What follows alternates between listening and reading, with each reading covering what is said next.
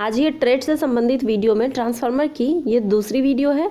तो आइए देखते हैं दूसरी वीडियो में आज का पहला सवाल। पहला सवाल है कि बकोल्स रिले का प्रयोग जो है किसमें किया जाता है।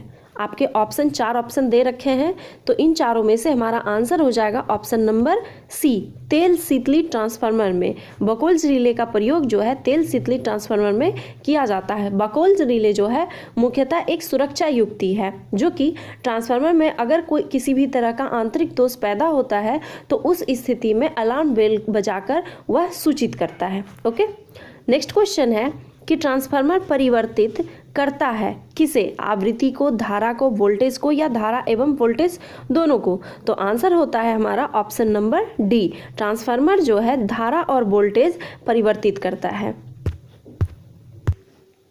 नेक्स्ट क्वेश्चन है कि ट्रांसफार्मर में प्रयुक्त तेल होता है कौन सा, फिश तेल, वनस्पति तेल, खनिज तेल या फिर कुकिंग तेल।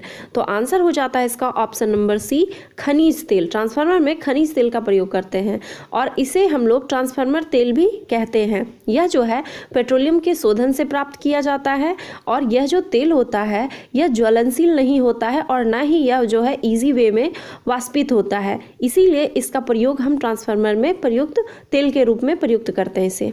नेक्स्ट क्वेश्चन है कि ट्रांसफार्मर में प्राइमरी एवं सेकेंडरी कुंडलियां का युग्मन होता है। तो आंसर हो जाता है इसका ऑप्शन नंबर सी, चुंबकीय। ट्रांसफार्मर में प्राइमरी एवं सेकेंडरी कुंडलियों का युग्मन जो है चुंबकीय होता है। नेक्स्ट क्वेश्चन है कि ट्रांसफार्मर में डीसी करंट सप्लाई देने पर क्या होगा। हालांकि ट्रांसफार्मर में डीसी करंट सप्लाई नहीं होता है, उसमें एसी करंट सप्लाई होता है, बट अगर डीसी करंट सप्लाई कर दिया जाए तो वैसी स्थिति में क्या होगा। तो वैसी स्थिति में क्या होगा कि ट्रांसफार्मर की बाइंडिंग जो है जल जाएगी। ओके, ट्रांसफार्मर में डीसी करंट सप्लाई कर देने पे क्या होगा, ट्रांसफार्मर की बाइंडिंग जल जाएगी, option number B. Next question है कि सामान्यतः ट्रांसफार्मर की दक्षता जो है इफिशिएंसी कितनी होती है। ये क्वेश्चन रिपीट हुआ है, मैंने पहले भी ये क्वेश्चन दिया है। तो इसका आंसर हो जाएगा ऑप्शन नंबर डी, 95 से 98%। नेक्स्ट क्वेश्चन है कि ट्रांसफार्मर में कितने प्रकार की बाइंडिंग रूपांतरित की जा सकती है, 1, 2, 3 या फिर 4। तो इसका आंसर हो जाएगा ऑप्शन नंबर बी, 2 प्रकार की बाइंडिंग। कौन कौन सी, प्राइमरी बाइंडिंग और सेकेंडरी बाइंडिंग। नेक्स्ट क्वेश्चन है कि ट्रांसफार्मर एक डैश युक्ति है, कैसी युक्ति है, एम्पलीफायर या स्टैटिक डिवाइस या फिर रोटरी कन्वर्टर या गतिज मशीन।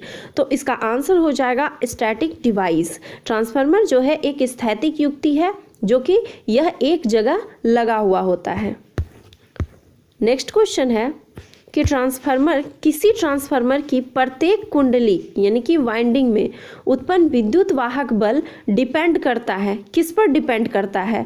तो यह डिपेंड करता है आवृत्ति पर, लपेट संख्या पर और अधिकतम चुंबकीय फ्लक्स पर। नेक्स्ट क्वेश्चन है ट्रांसफार्मर की कोर में एडी करंट हानियां निम्न द्वारा घटाया जा सकता है। तो किसके द्वारा घटाया जा सकता है। तो इसका आंसर हो जाएगा हमारा option number C, decreasing thickness of lamination. इसका मतलब है कि पलटनों की मोटाई घटाकर। नेक्स्ट क्वेश्चन है कि ट्रांसफार्मर के प्राथमिक बाइंडिंग को कौन संयोजित करता है, कि मतलब कि किससे हम लोग संयोजित करते हैं ट्रांसफार्मर के ये प्राथमिक बाइंडिंग को यानी कि प्राइमरी बाइंडिंग को। तो इसका आंसर हो जाएगा ऑप्शन नंबर बी, विद्युत स्रोत से हम लोग संयोजित करते हैं। नेक्स्ट क्वेश्चन है कि इनमें से कौन ट्रांसफार्मर का एक प्रकार है। तो आपके ऑप्शन में है berry type, core type, shell type या ऑप्शन नंबर डी है उपर्युक्त में से सभी। तो आंसर हो जाएगा हमारा ऑप्शन नंबर डी, उपर्युक्त सभी। ये जो है कोर संरचना के आधार पर ट्रांसफार्मर 3 प्रकार के होते हैं, बेरी टाइप, कोर टाइप और सेल टाइप। नेक्स्ट क्वेश्चन है कि ट्रांसफार्मर में टैप चेंजर का क्या कार्य है। ऑप्शन में है आपके दक्षता बढ़ाने में या ताम्र हानि को कम करने में, क्षरण धारा कम करने में या फिर वोल्टता अनुपात को भार के अनुसार नियंत्रित करने में।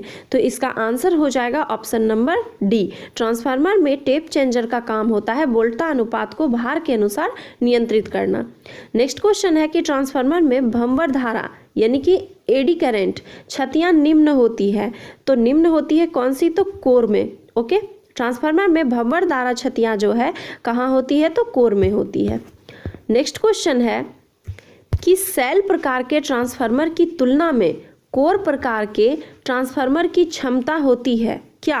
अधिक, कम, समान या इनमें से कोई नहीं। तो आंसर हो जाएगा ऑप्शन नंबर बी। ओके, कम। सेल प्रकार के ट्रांसफार्मर की तुलना में कोर प्रकार के ट्रांसफार्मर की क्षमता जो है कम होती है।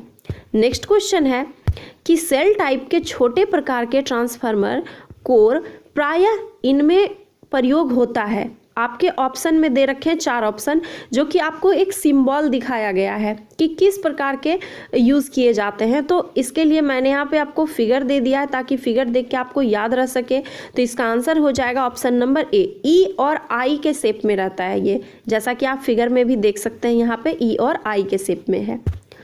नेक्स्ट क्वेश्चन है कि ट्रांसफार्मर की रेटिंग जो है निम्न में होती है, किस में होती है? 4 ऑप्शन दिए गए हैं आपके, तो इसका आंसर हो जाएगा ऑप्शन नंबर डी। ट्रांसफार्मर की रेटिंग जो है केवीए में होती है, और जनरेटर की रेटिंग केडब्ल्यू में, अल्टरनेटर की केवीए में, और मोटर की HP horse power. Next question है कि चुंबकीय फ्लक्स का लीकेज किस प्रकार के ट्रांसफार्मर में कम होता है? तो इसका आंसर हो जाएगा ऑप्शन नंबर सी। बैरी प्रकार के जो ट्रांसफार्मर होते हैं उसमें चुंबकीय फ्लक्स का लीकेज जो है कम होता है। इसके कोर में क्या होता है कि अनेक चुंबकीय मार्ग स्थापित होने के कारण चुंबकीय फ्लक्स का लीकेज जो है कम होता है। ओके, नेक्स्ट क्वेश्चन है कि ट्रांसफार्मर में लेमिनेटेड क्रोड का प्रयोग निम्नलिखित घटना के लिए किया जाता है। तो इसका आंसर हो जाएगा ऑप्शन नंबर बी, भंवर धारा हानि यानी कि एडी करंट लॉस के लिए। नेक्स्ट क्वेश्चन है कि ट्रांसफार्मर एसी के किस राशि को परिवर्तित नहीं करता है? तो यह जो है शक्ति एवं आवृत्ति को परिवर्तित नहीं करता है। नेक्स्ट है कि ऑटो ट्रांसफार्मर में प्रयोग होने वाले बैंडिंग की संख्या कितनी होती है? तो इसमें बैंडिंग की संख्या मात्र 1 होती है। ऑटो ट्रांसफार्मर में बैंडिंग की संख्या कितनी होती है? तो केवल 1 होती है। कौन सी? तो प्राइमरी बैंडिंग। नेक्स्ट क्वेश्चन है कि सिलिका जेल कहाँ पर रखा जाता है?